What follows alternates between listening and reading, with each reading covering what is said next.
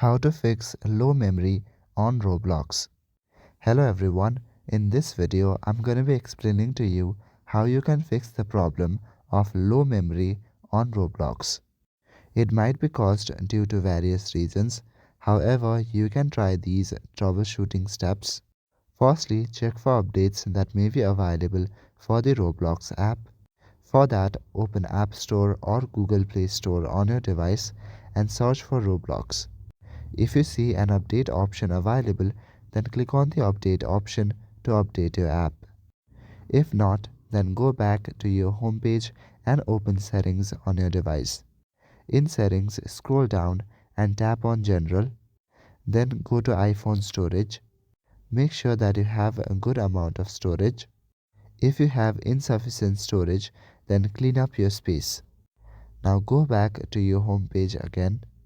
Search for the Roblox app and open it on your device. In Roblox, make sure you are logged in to your account. Go to a game and play it. And now your problem should be fixed. So that is it for this video. I will see you in the next one. Thank you.